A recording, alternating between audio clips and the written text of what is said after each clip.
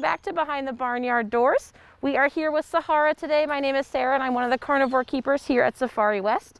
Sahara is one of our 5 cheetahs here. She is our oldest at 14 years old. And she is an ambassador cat. Now, ambassador animals tend to be the kind of animals that are most used in conservation and education efforts. So she was hand raised by people to be around people, which is why she's so comfortable with me being in here. The rest of our cheetahs were raised by their parents, so they're a little less interested in human interaction. But again, that's why she's so comfortable with us here. Now, cheetahs are known for one thing and one thing only, and that is usually being very, very fast. Everything about a cheetah's body is built to help it run up to 70 miles an hour. So from the tip of Sahara's nose to the tip of her tail, she is designed to go very, very fast. So she's got an enlarged sinus cavity that allows her to get more oxygen into her body faster as she's running. She also has an elongated spine and long legs that allow her to get up to her top speed in 3 strides or less.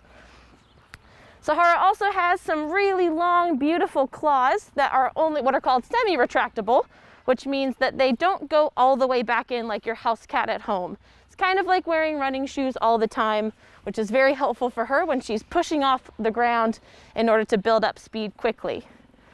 She also has that beautiful long tail that is rounded until it gets to the tip where it goes flat like a rudder. That helps counterbalance her as she's running and also helps her maintain direction as she's running. So at 2 points in the cheetah run cycle, all 4 feet are up off the ground. Once when all 4 feet are extended and once when they're all up underneath her. During that part of the run cycle, she's able to swing her tail to the left or right, change direction very quickly, and keep up with her prey items. Now, prey items for Sahara would be something like a gazelle or an impala, smaller ungulates that are easier for her to catch. She's not going to be going after big things like cattle or buffalo too often, maybe a baby wildebeest. Now, Sahara uses her amazing coloration to help her sneak up on her prey. So she's got all of those spots along her body. Each cheetah has somewhere between 2,000 and 3,000 spots on their body, and each spot pattern is completely unique to that cheetah. So that is called disruptive camouflage. It helps break up her outline so that she is able to sneak up on her prey items, get very close to them before she has to start running.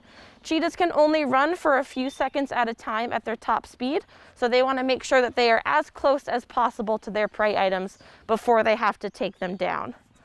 Now, Sahara has a couple other markings on her body that are a little bit different than those spots. The first ones are those tear marks under her eyes. Sahara's tear marks are kind of like athletes that put on eye black, helps refract sunlight. Her eyesight is accurate up to 2 miles, and part of that comes from being able to refract sunlight with those eye spots. She also has at the tip of her tail, her spots turn into nice little rings, and her fur goes from that kind of tawny yellow color to a bright white.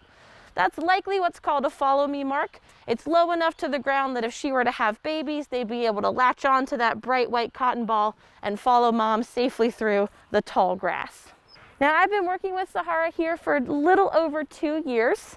She and I get along pretty well. I am her primary keeper, so she and I spend about 5 days a week together hanging out. She's one of my favorite animals to work with because of the close bond that we've been able to work on. We get to hang out like in close quarters like this, which is really nice. But it's also been a lot of fun to learn how to work with an animal that is this size and also handleable by people. Most of our interactions that we do with her outside of being social with her are actually training for veterinary purposes. So Sahara was my first cat that I ever trained a voluntary blood draw on, which was really cool. She's a very, very patient girl, so she was nice and patient with me while I was learning how exactly that was going to work. But she does participate in her own veterinary care. Not only does she have a voluntary blood draw, but she also has a voluntary injection behavior, and she lets us trim her toenails for her. So it's been a learning process for both of us, but it's been a lot of fun for her to be able to help me learn how to do those things. We do have 4 other cheetahs here at Safari West. They are all in off-display enclosures right now because we are hoping that we can start a breeding program here. They came to us from another facility in the United States. We're hoping that we are able to start a breeding program to help keep the conservation of cheetahs under human care alive and thriving. Hey, Mama.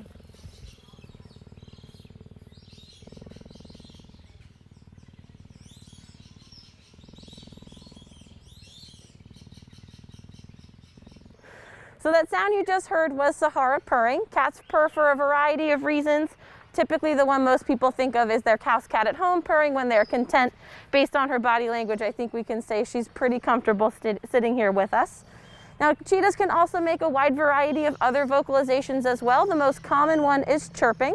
They will chirp when they are trying to communicate with each other, whether it's between family members or with other cats.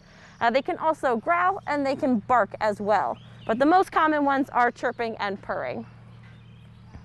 Well, thank you guys so much for hanging out with me in Sahara today. I hope you all are being safe and staying well. We can't wait for you to come back and visit us here at Safari West, and have a great day.